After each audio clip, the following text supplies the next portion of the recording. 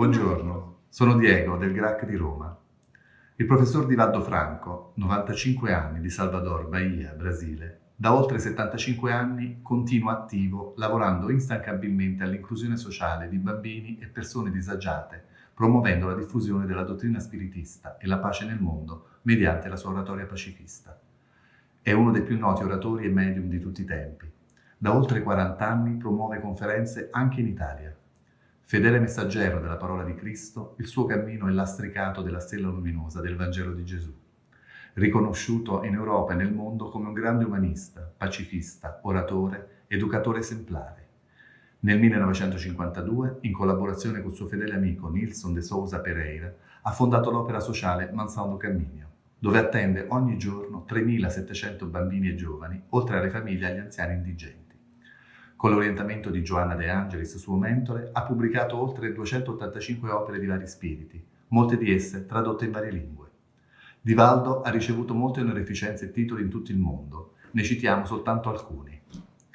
Dottore honoris causa in scienze umanistiche, Università Montreal, Canada. Ambasciatore della pace nel mondo, ONU, Ginevra, Svizzera. Ambasciatore della bontà nel mondo, Fondazione Kelsang, Londra. Dottore in parapsicologia, Università dell'Illinois, Stati Uniti. Da 24 anni porta avanti il movimento che ha creato Você e a Paz, Tu e la Pace, già esteso in varie città del Brasile e del mondo. In occasione dei suoi 92 anni, nel 2019, è uscito nelle sale cinematografiche brasiliane un film autobiografico, Divaldo, il messaggero della pace, dove racconta la sua vita e il suo percorso spiritista. Carissimo D, desideriamo esprimerti tutta la nostra gratitudine per gli anni di affetto, conforto e orientamento con cui continui a guidarci, sostenendoci a divulgare la filosofia spiritista, incoraggiando il nostro percorso evolutivo, arricchendoci interiormente. Ti siamo infinitamente grati, carissimo fratello e amico. Senhoras, senhores, queridas irmãs, queridos irmãos espíritas, caras amigas e caros amigos que nos acompanham através da Web TV Mansão do Caminho, nossos votos de muita paz. Há aproximadamente 19 séculos, antes que fosse publicado o Livro dos Espíritos, os filósofos e pensadores da época, particularmente na Grécia, tentaram explicar um dos então mais graves enigmas que existiam no pensamento. Antes deles, naturalmente, na Índia, na China, civilizações de cultura mais recuada, a questão palpitante também havia chamado a atenção. Na Grécia, no entanto, nós tivemos a oportunidade de ver que Leucipo, Lucrécio, Demócrito preocuparam-se largamente com a constituição da matéria. Que seria a matéria? As formas, porque a sua apresentação. Como era constituída a vida? De onde vinham os seres, especialmente os animais, os homens e as mulheres? Qual era o seu destino? E, especialmente, como eram constituídos? Foi então que Lucrécio e Demócrito estabeleceram que a criatura humana e que todas as coisas materiais eram formadas de conglomerados atômicos, isto é, de partículas indivisíveis. A matéria ia sendo divisível até chegar a uma parte em que não podia mais ser dividida. Ela era esférica e, mais tarde, Leucipo acrescentou com Demócrito que provavelmente deviam ter uma argola para poder acoplar-se umas nas outras, assim formando o campo da aparência. Mais tarde, Aristóteles, que herdara a cultura de Sócrates e de Platão, asseverava que o importante era conhecer os elementos principais que formavam a matéria e estabeleceu que eram 4 elementos: o ar, o fogo, a terra e a água. Eles eram responsáveis pela sequia, o calor, pela frieza demasiada, mas também pela abundância de manifestações em que eram vistos. As ideias do ponto de vista materialista aí ficaram condensadas. As ideias espiritualistas encontraram em Sócrates, em Platão e Aristóteles outras explicações, conforme a Bíblia dos judeus. Mais tarde, essa investigação na Idade Média chamou a atenção de Renato Descartes e de Newton, que estabeleceram que essas formas eram indefiníveis, mas que possuíam elementos dentro delas. Foi mais ou menos entre 1802 e 1807 que Dalton, o grande químico, estabeleceu que, através das suas observações, havia, dentro deste elemento único, outras partículas, mas ele não pôde ir adiante por falta de recursos técnicos da química. Só mais tarde, bem mais tarde, por volta de 1872, que William Crookes, da Inglaterra, fez um tubo e envolveu esse tubo, fazendo passar internamente por ele uma corrente elétrica. E Crookes notou que do polo negativo saía uma suave claridade. Ele denominou a essa claridade de fluidos catódicos, ou energia catódica. Começava a ser uma larga experiência, porque a partir de então, desse 1872, os cientistas começaram a investigar e foi uma desmaterialização da própria matéria. As opiniões multiplicavam-se, dividiam-se. E mais tarde, Wilhelm Röntgen, o notável estudioso, percebeu uma coisa curiosa. Ele envolveu a mão da sua esposa em uma chapa e colocou sob os raios catódicos de Crookes. E teve uma surpresa. Quando revelou a chapa, ali estava a marca da mão da senhora. Nascia o raio-x. Ele denominou a essa energia como raio-x. Um pouco mais tarde, Rutherford, estudando a constituição de determinada substância, urânio, por exemplo, percebeu que o urânio eliminava 3 tipos de raios, alfa, beta e delta, e que esses raios eram a menor fragmentação da matéria. As investigações continuaram. E mais tarde, já no século XX, o casal Curie conseguiu constatar, aliás, a radiação nuclear, fazendo pesquisa com a pechblenda, toneladas e toneladas de pechblenda, que ela fazia ferver em verdadeiras fogueiras de madeira nos fundos da Universidade de Sorbonne. Certo dia, no escuro, ela percebeu que no fundo de um vasilhame de louça em que ela havia colocado os restos daquela tonelada imensa de pechblenda, havia uma radiação. Então percebeu a matéria radiante e também percebeu que as suas mãos, de tanto mexerem com essas substâncias, estavam gravemente feridas. Era o resultado da irradiação molecular. As investigações cresceram grandemente no século XX, porque Einstein, por volta de 1905, apresentou a teoria da relatividade do tempo e do espaço. E logo depois acrescentou também observações muito valiosas para as pesquisas que se realizavam então. Vemos que a matéria foi desaparecendo.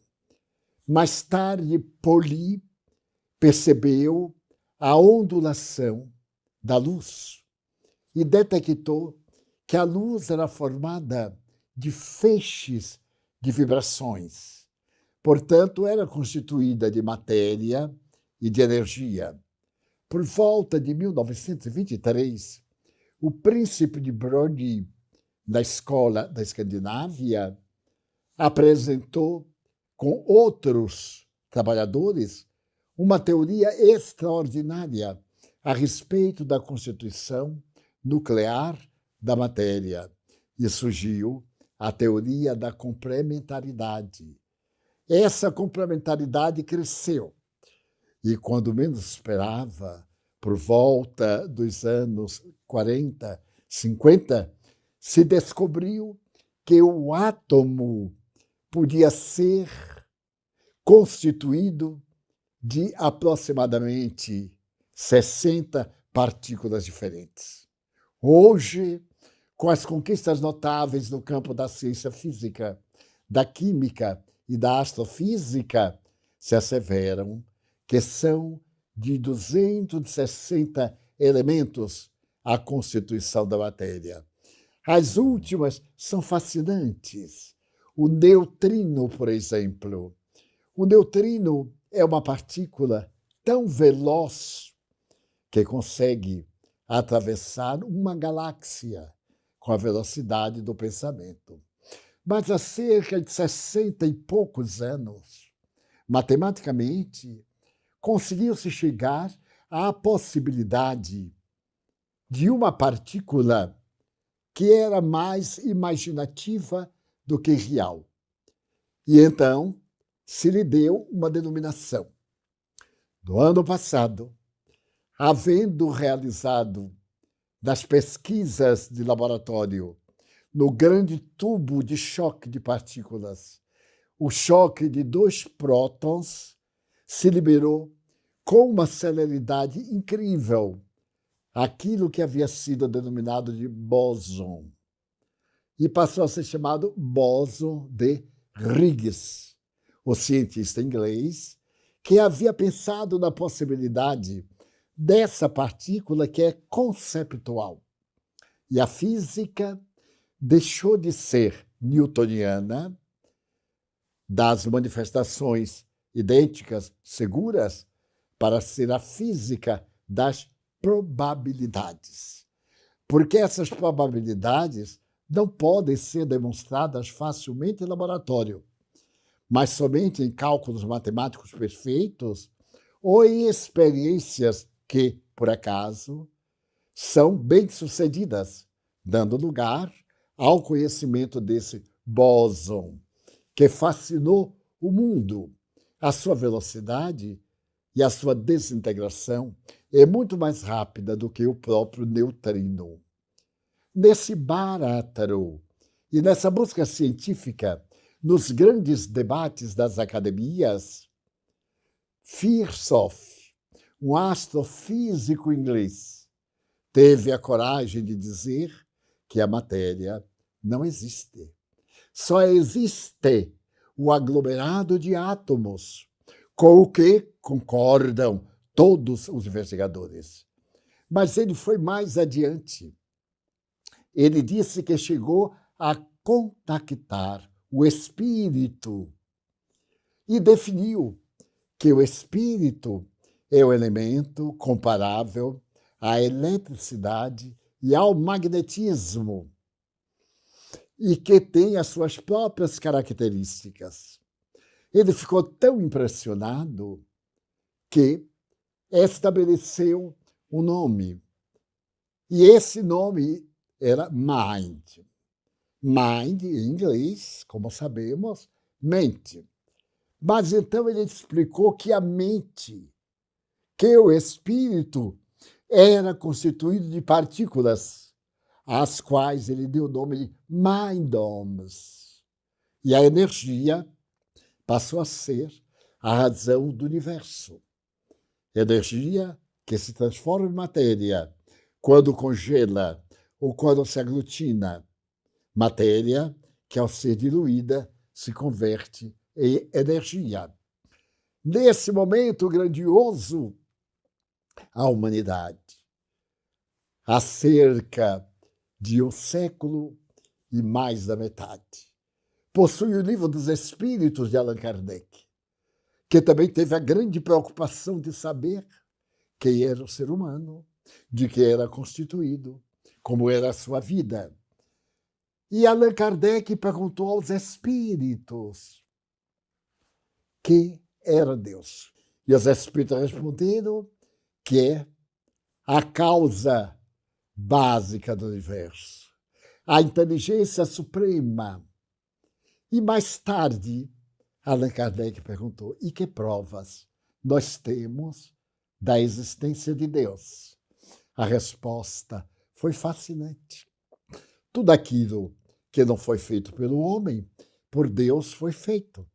Se nós olharmos as constelações, as galáxias, que hoje são contabilizadas em sextilhões, cada uma delas com milhões, trilhões de astros no firmamento, ficaremos deslumbrados com esta inteligência suprema que criou o universo.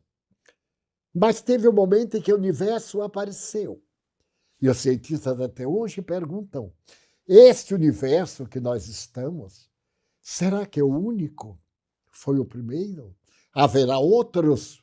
E Lemaitre, também o investigador, estabeleceu que o nosso universo começou há 15 bilhões de anos, quando houve o Big Bang, a grande explosão. Dois cientistas, Penzias e Wilson, detectaram essa explosão, daí terem conseguido medir o tempo em que houve aquele encontro de duas partículas que se mantinham paradas, até que uma delas potencializou, houve o choque, e aí começou a expansão do universo.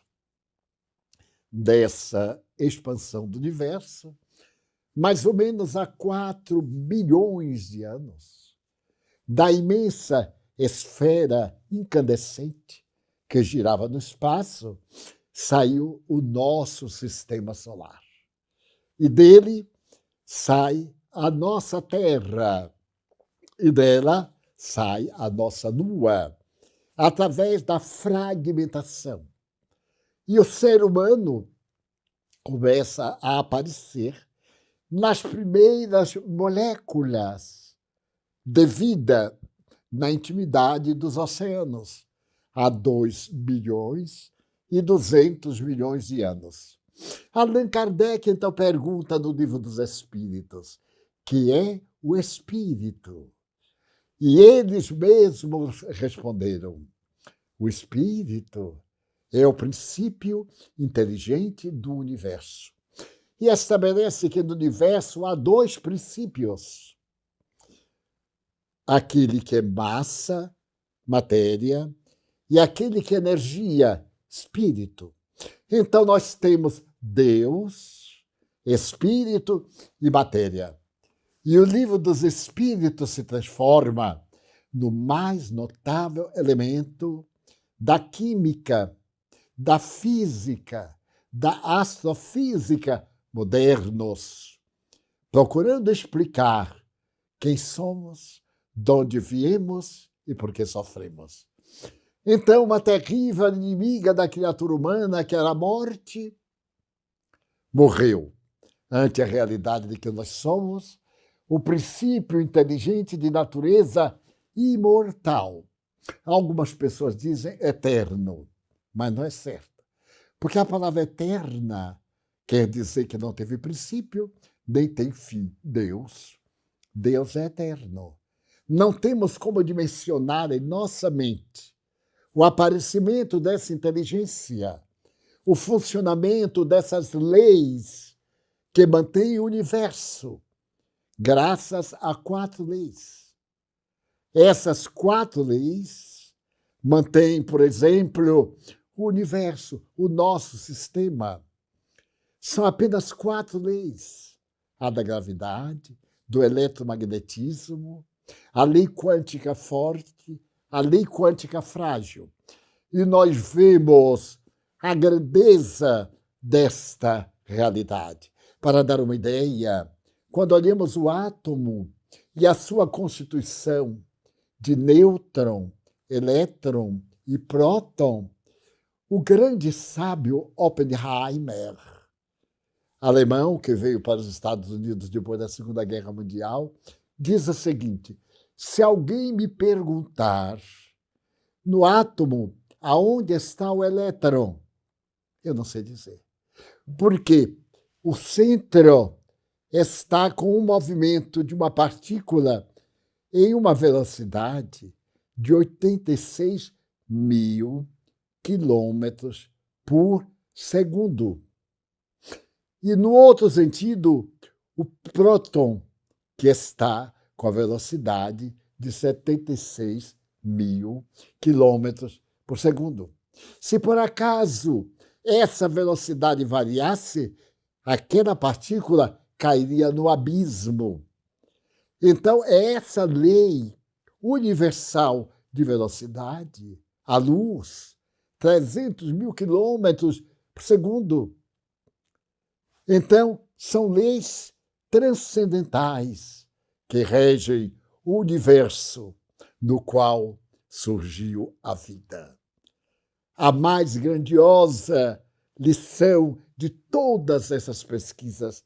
E eu fiz uma síntese muito modesta, somente para dar uma ideia da realidade filosófica dentro da ciência de investigação a respeito da criatura humana. E qual é a necessidade da criatura humana?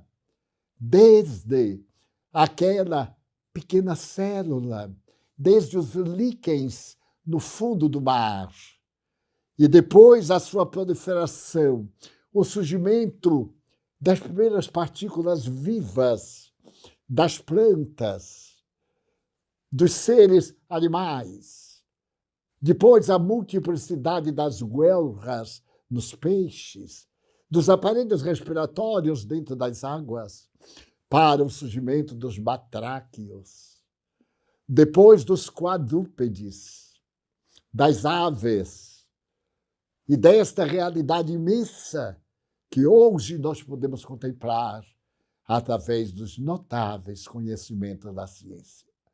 Então veio o Espiritismo, esta revelação filosófica, científica, ético-moral, de consequências profundas da religião. Por que suas consequências são profundas? Porque no momento em que o primatas homini saiu do instinto para a razão, ele começou a pensar. Até então, era um animal, como os outros animais. Diferia da sua estrutura, mas tudo nele eram instintos. Comer, dormir, fazer sexo.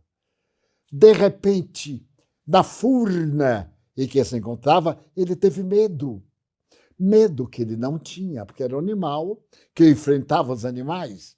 Mas, de repente, ele percebeu que, estando na furna, qualquer animal predador entrava e destruía a vida. Então, o que faz? Ele sai da furna e vai residir nos lagos, nas palafitas, porque qualquer adversário ele podia perceber e fugir em tempo. Então ele passou a pensar, e a primeira emoção desse ser foi o medo. O medo que está aliado ao instinto básico, à preservação da vida. Todos, por instinto, lutamos contra a morte. Reagimos, fazemos esforço, dizemos que não acreditamos, não temos medo da morte, até a hora que ela chega. Naturalmente existem exceções, como em qualquer outra regra, mas eu falo da generalidade. E nós somos consumidos. Mas somos consumidos por que nós morremos? Porque nós temos um quantum de energia que nos dá essa vitalidade. A vitalidade a essas partículas atômicas que estão dentro de nós, 260, como disse, e que constituem o universo, porque elas estão em nós, como Allan Kardec recebeu dos Espíritos, na questão 540 do Livro dos Espíritos. O átomo primitivo um dia será anjo, através do fenômeno da reencarnação. Assim como o anjo de hoje foi átomo em algum momento da nossa história ancestral. O Espiritismo vem como ciência. Por que como ciência? Porque se pode investigar em laboratório. Enquanto os sábios usam instrumentos especiais para penetrar nas micro e macropartículas, o Espiritismo usa a mediunidade, uma faculdade orgânica das criaturas humanas.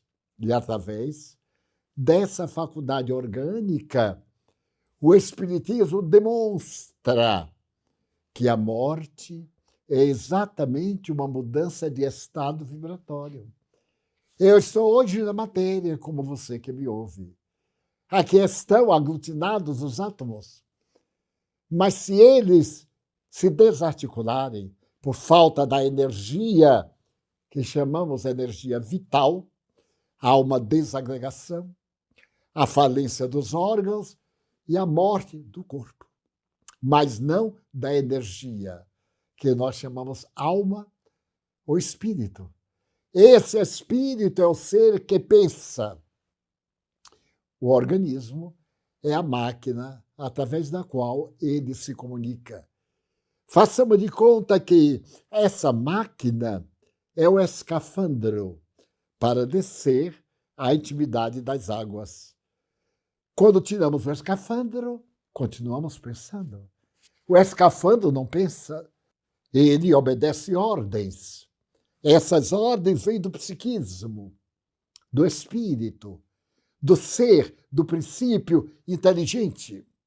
E a esse princípio inteligente, Deus concedeu o grande milagre da vida.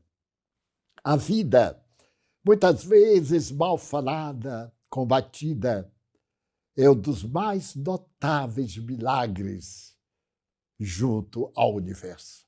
O universo é um milagre.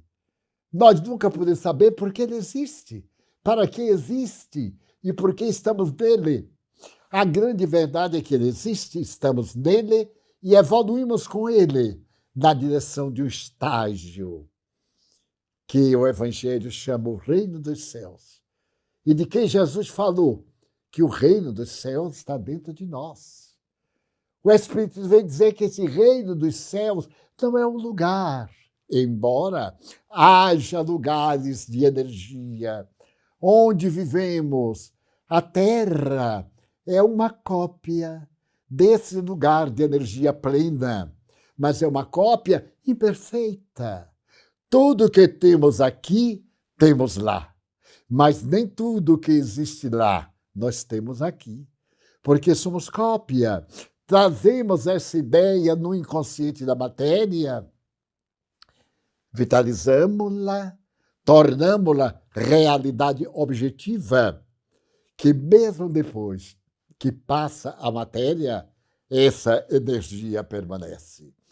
E então vem dessa investigação, através dos fenômenos mediúnicos que comprovam a imortalidade da alma, a certeza inabalável da religião criada pelo pensamento de Jesus, ou criada no pensamento de Jesus.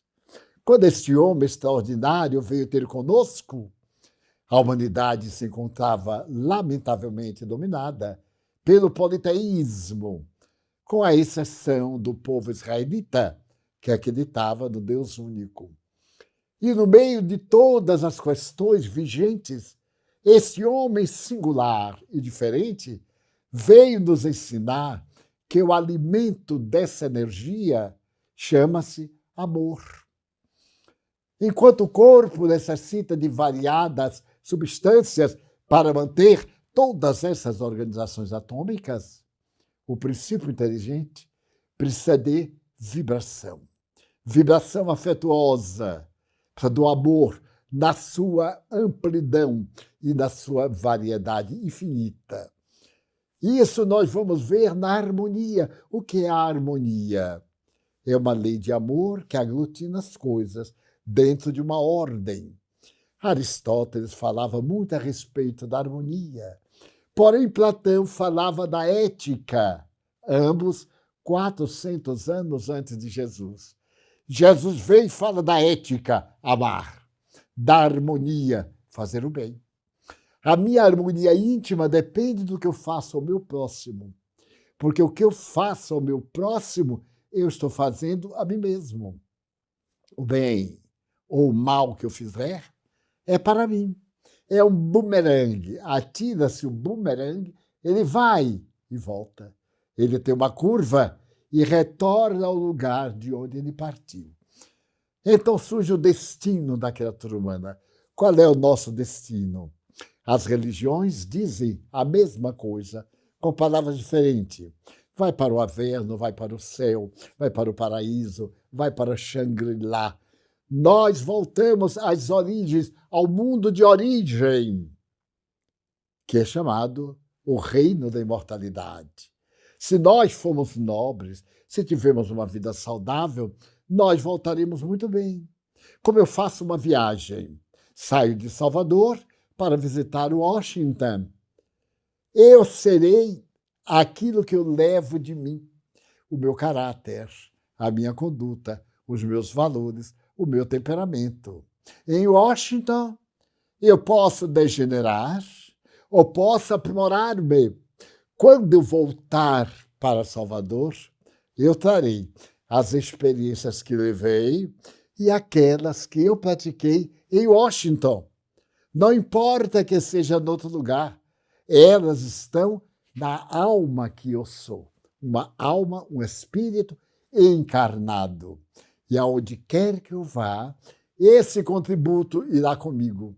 Eis aí porque existe sofrimento. O que é o sofrimento? Buda perguntava, por que sofrer?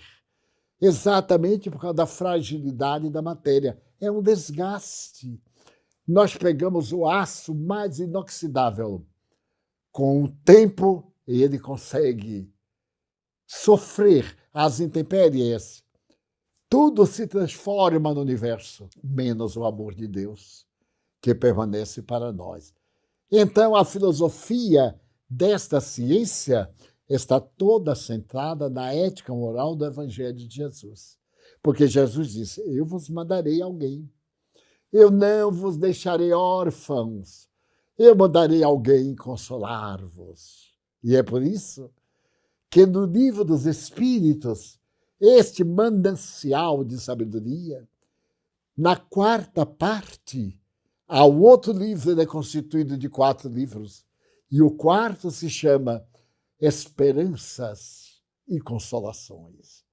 Nós teremos que manter sempre a esperança, porque a nossa fatalidade é o bem, é a felicidade. E se nós aprendermos a cultivar a felicidade através dos bons pensamentos, das boas palavras, das boas ações, nós agora teremos consolações. Mesmo a morte desaparece. Lhes contarei uma experiência. Faz mais de 40 anos. Eu era muito mais jovem. Hoje eu sou um rapazinho de 94 anos. Naquela época eu deveria ter uns 50. Muito bem. Nós temos o hábito de atender as pessoas que nos procuram. Antes da reunião, essas pessoas passam por um atendimento fraterno, são encaminhadas ou depois das reuniões públicas. E eu estava atendendo a uma fila depois da reunião, quando veio até mim uma senhora muito desesperada. Ela se fazia acompanhar de uma amiga que a confortava, pedindo que tivesse paciência. A senhora chegou-se até mim e foi bastante rude, para não dizer grosseira. Ela disse: eu vim aqui por instância de minha amiga, porque eu não acredito. Eu não acredito nos espíritos, não acredito no Senhor, não acredito em nada, mas eu estou desesperada. Eu sou psiquiatra da corrente psicanalítica, sou freudiana. Não creio em nada. Mas eu era mãe. Meu filho, aos 16 anos, suicidou-se. E eu estou desesperada, porque a minha vida desapareceu também. Para que a minha vida, meu marido e eu, meu marido é psiquiatra, estamos aqui em Salvador, temos uma imensa clientela, vivíamos em função da formação do caráter e da vida do nosso filho. E no domingo passado, ele suicidou-se. Então, nós estamos desesperados. O que é que o senhor pode me dizer? Eu olhei-a demoradamente, como a dor enlouquece as pessoas e como o materialismo não tem nada para nos dar. O que é que o materialismo diria para ela? Dê um tiro na cabeça e morra também. Mas será que resolveu o problema? Ele disse: Keida, acredite ou não a senhora, a morte não encerra a vida. Muita coisa eu queria que não fosse, mas infelizmente é diferente. Então não é o fato de eu crer e a senhora não crer que existe a imortalidade da alma. Ela existe porque é uma lei do universo. Nada morre, nada se perde, tudo se transforma. Nós temos isso na química há vários séculos, mas também é na vida. Seu filho não morreu, cometeu um dos mais graves erros morais perante a vida. O suicídio, como diz Kardec, neste quarto livro de Esperança e Consolações, é o inimigo terrível da vida, é o crime mais covarde, porque quem vai se matar não dá oportunidade a si mesmo para que se possa salvar. E é um ato de ingratidão. O indivíduo é egoísta, o seu drama faz ele se matar e ele faz que aqueles que o amam sofram. Será isso justo? Seu filho tinha um motivo para se matar, ninguém mata-se sem motivo. Mas ele não pensou no seu amor de mãe, no amor do pai, possivelmente da namoradinha, dos amigos e do trauma que a todos nos causa. Mas enquanto eu falava com ela, eu fui entrando em transe e vi, como normalmente, acercar-se uma senhora bastante diferente dela, fisionomicamente, de estrutura. Ela era uma senhora mais ou menos de 1,60 m, a outra era uma senhora mais alta, mais delicada nas formas, mais magra. A senhora se aproximou de mim e me disse: minha filha é uma sofredora. Ela é ateia, é materialista e sofre, porque ela quer uma explicação para tudo e o materialismo não tem. Quem está falando é Leontina. Diga para ela: eu sou a mãe dela. Eu morri há menos de 3 meses. Diga para ela. Eu continuei falando outras coisas e, de repente, eu disse: apesar da senhora não crer, eu lhe pergunto, a senhora acha que eu lhe conheço? Não, nunca ouvi. Não, você não me conhece. Eu disse: mas eu conheço a dona Leontina. Ela teve um choque. Mas Dona Leontina é mamãe. Eu disse, exatamente. Ela está aqui dizendo-me que ela morreu há uns 3 meses e está tentando salvar o neto, que era uma das razões da vida dela. E me descreveu o neto, falei a ela. Mas, nesse momento, eu vi um rapaz magro, pálido, com a marca de um tiro no rosto, sangrando. Eu me assustei.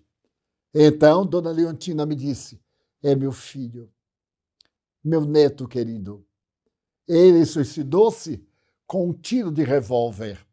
Notem, ela me disse que ele se suicidou, mas não como.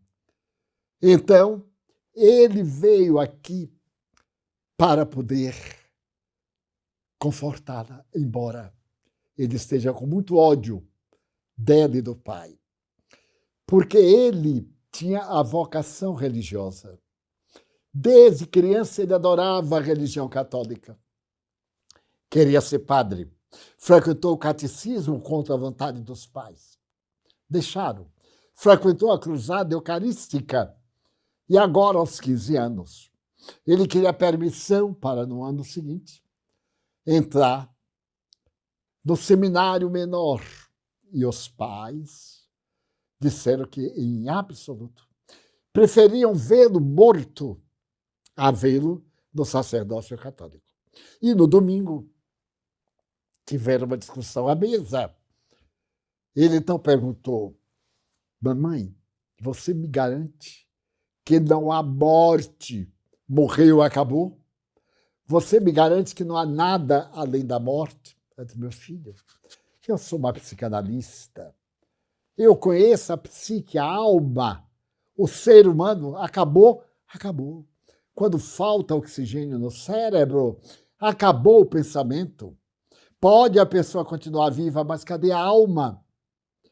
E ele foi ficando agitado e perguntou ao pai, papai, mas eu queria salvar almas. E o pai ironizou, quais almas? Será que você não tem um problema sexual? E está querendo fugir, ocultar? O rapaz foi um escândalo. Ele disse, então, se eu me matar, acabou. Os pais disseram, acabou. A vida não tem sentido. Exatamente. Foi tranquilamente para o quarto, acabou a discussão. Mas, ao invés de ir ao seu quarto, ele foi à alcova dos pais, porque ele sabia que o pai tinha um revólver na mesinha de cabeceira. Tinha muito medo de ladrões, tinha licença para andar armado. Entrei abriu a gaveta, tirou um revólver e deu um tiro no rosto. E matou-se. Eu aí fiquei ainda mais chocado. E disse para ela, eu vejo aqui um rapaz com tais características. Mas a senhora era tão rude que, ao invés de me ouvir, ela me segurou assim e disse, o senhor é telepata. O senhor está recebendo por telepatia o meu pensamento. Eu digo, talvez, mas sou respeitável, que a senhora veja. Eu não sabia de nada e agora eu sei. Por telepatia ou por telegrafia, como a senhora quiser, a senhora não pode negar que eu sou um paranormal. Não sou comum. Mas, em verdade, eu sou apenas médium. Eu sou espírita, como a senhora sabe. Aqui é uma casa espírita. Sou médium e capto. Agora, para a senhora entender, terá que ler bastante. Para desfazer essas ideias estúpidas de Freud, de Adler, de Lacan e etc. Sabe, o senhor sabe? Eu digo, sim, senhora, não é só a senhora que tem cultura. Os pobres, humildes também leem. Eu leio. Eu sei ler. E leio. E até eu sei, eu tenho convicção. Eu disse para ela, ainda me recordo, há mais de 30 anos que eu lido com os espíritos. Não será a sua crença que me vai abalar ou constranger, minha senhora. E lembre, a senhora veio aqui. Eu não a chamei. Porque nós não insistimos com ninguém. A pessoa está sofrendo, vem. Se não vem, achamos ótimo. Que seja feliz. Não somos daqueles que impomos ser feliz conosco. Não, não. A senhora tem de ser feliz conforme os seus padrões. Ela disse, o meu filho, o que é que ele está dizendo? Mas eu não falei, porque ele estava dizendo, ela me matou. Ela está com a consciência de culpa, porque foi graças a ela e a papai, quando disseram que eu ia encontrar o nada, que eu me matei, para que eu continuar naquela vida, ter a minha fé, a minha religião, e não poder exercer. Mas eu não disse, não era o momento próprio. O médium deve ter muita tranquilidade e discrição para saber o que transmite. Ficamos um pouco e ela foi, ainda acalmou. E disse, mas, senhor Divaldo, como é que se explica isso? Eu sei que morreu, acabou. Eu digo, não. Falaram para a senhora que morreu, acabou. Mas nem tudo o que nos falam é verdade. Isso mesmo não é verdade. Pode ficar tranquila. Senhor Divaldo, o senhor me recebe se eu vier com meu marido? Eu digo, aqui na fila. Eu não faço atendimento particular, porque não sou guru, não vivo disto. Eu tenho trabalho, sou funcionário público, e nas minhas horas de folga, ao invés de ir para os divertimentos comuns, eu me dedico ao espiritismo. É uma doutrina diferente, religiosa, em que se pratica a caridade, mas pode trazer seu marido. Ela ficou um pouco abalada, porque ela teria que decifrar tudo o que eu lhe falei. Nunca me tinha visto. Se era telepatia, formidável, eu acho ainda mais formidável que o pensamento dela me tivesse contando tudo isso. Bom, se foi, eu continuei a vida normal. Na próxima reunião, que foi na terça-feira, isso foi no sábado à noite, eu a vi nas cadeiras que nós reservamos para os visitantes que nos querem falar, acompanhada de um senhor. Ele tinha um rosto patibulacho. Ela estava com as marcas do choro, mas não estava nervosa. Por fim, na sua hora, ele veio com ela e disse, Divaldo, este é o meu marido. Ele disse que as mulheres temos muita imaginação e que tudo aquilo que eu falei com o senhor é imaginação minha. Isso não se dá. O senhor poderia dizer a ele alguma coisa? Eu digo, não é assim. Vamos devagar. De lá para cá, e não daqui para lá. Eu não sei se tem algum espírito que queira vir. Eu sou um telefone. Mas se não tiver quem faça a chamada, o telefone fica desligado. Vamos conversar. Ele disse, Divaldo, eu sou psiquiatra. Eu disse, pois não, sua esposa disse. E começou a falar. Era um homem muito culto. Fomos conversando. Em certo momento, eu vi chegar a sogra dele. Aquela mesma senhora, um espírito muito bom. E então, a senhora me disse, ele é um homem sensato. Ele não crê por causa da sua formação cultural. Mas, se você falar alguma coisa que eu lhe vou dizer, ele vai ficar impressionado. E então ela me falou algo muito particular da convivência da família lá na casa deles, que ela morava com eles. Então eu disse assim, doutor, aquele mesmo anjo a que eu me referi, a mãezinha dela, está aqui conosco. Ele disse, Divaldo, como é que o senhor vê? Eu digo, como qualquer pessoa vê. Quem tem miopia vê com deformidade. Se usar o óculos, corrige e vê com perfeição. Eu não posso explicar como é que se vê. Diria, vendo. Aparecem, vendo. Constituídos de uma energia que foi a energia que tiveram durante a reencarnação. Diz, mas é tão interessante que chega a ser impossível. Eu digo, eu também acho. E então aí eu disse, e ela estava falando de quanto foi feliz, que o senhor não era um genro para ela, era um filho. A ponto de me ter referido, eu disse para ela, não sei quais os detalhes, para não constranger. Mas ela me disse que tal fato, um fato muito pessoal, que o senhor ainda não falara com a sua mulher, falou com ela. E ela lhe aconselhou a conversar com a sua mulher. É verdade? Ele ficou lívido, já era pálido, mas ficou lívido e disse assim, é interessante. E perguntou a ela, lembra-se, meu bem, daquele fato, e narrou o que o Espírito me tinha dito e eu não falei. E até disse, mas, meu Deus, os ateus chamam também por Deus, é tão curioso. Meu Deus, se isto é verdade, qual é o sentido da vida? Eu seria amar, ajudar o próximo, como eu estou ajudando o Senhor. Nunca o vi e talvez nunca volte a ver. Mas estamos aqui conversando, dando sentido à sua vida. Com a perda de seu filho, o Senhor perdeu a razão de viver. Eu disse, agora minha vida é vazia. E fomos conversando. E mais. Aí aparece o rapaz.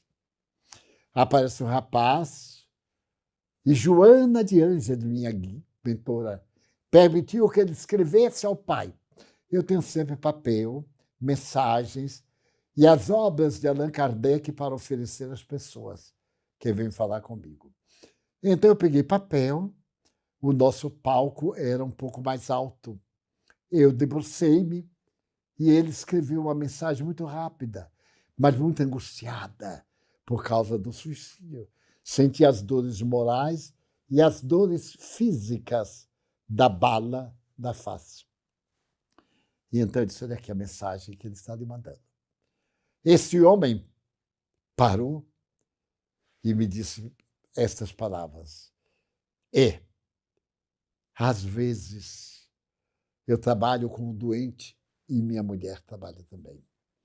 Lutamos 10 anos para limpar, foi a palavra que ele usou, para limpar o indivíduo de um trauma, de um problema. E quando ele está limpo, nós dizemos, agora vá e goze. Ele sai do consultório, vai atropelado por uma bicicleta e morre. Não é um paradoxo? Ele disse, é um paradoxo. E então ele me disse mais. Às vezes eu tenho vontade de dizer assim, vá gozar, vá divertir-se, porque você vai morrer. A vida não tem sentido, mas agora eu sei que tem sentido. E voltaram, e tornaram-se espíritas.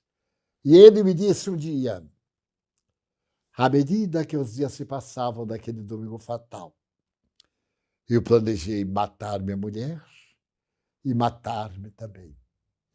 Então me recordei do livro número 4 do Livro dos Espíritos, Esperanças, que o materialismo não dá. Ele passou a ter esperança. Poderia ser agora do pai, ele poderia ser pai dos órfãos que não têm pai. E o consolo de saber que o filho vivia. Ainda psicografei ao largo dos anos mais 3 mensagens do rapaz. Com o tempo, é claro. Ele era muito jovem. Deus é amor, não é um punidor. E muita coisa ele tinha a favor. A inocência, o lar que morava, as ideias. Então, esperanças e consolações. Não pode haver dor mais doída do que quando morre alguém que nos é querido. E o seu lugar vazio não é preenchível. O dia tem aspecto de uma noite tenebrosa. A saudade é um punhal que está sempre presente. E o sentido da vida sofre um grande abalo. O Espiritismo é o consolador que Jesus nos ofereceu. Nos dá a esperança de viver. Eu tive a experiência de quase morte por volta de 1970. O médico me deu menos de um mês de vida. Ele já morreu há muitos anos e eu aqui estou. Na certeza da imortalidade da alma, aguardando o momento da grande viagem, porém aguardando na ativa, com os limites que uma idade avançada às vezes impõe, com esses problemas da atualidade e a certeza do valor de nosso Senhor Jesus Cristo. nunca vos deixarei órfãos. Ele disse: eu rogarei a meu Pai, e meu Pai enviará o Consolador, que vos repetirá as minhas lições, que vos dirá coisas novas e ficará convosco até a consumação dos séculos. Aguardemos que esta mensagem luminosa, incerta em 5 livros básicos, em 2 suplementares e numa revista que foi publicada desde janeiro de 58 até março de 69 do século pré-passado, e nós temos a doutrina espírita, esse diamante lapidado, com as obras complementares dos médiuns sérios, dos apóstolos da causa, dos devotados servidores do bem, para nos enriquecermos de esperança e termos a alma consolada pelo carinho doce de Jesus Cristo. Muita paz.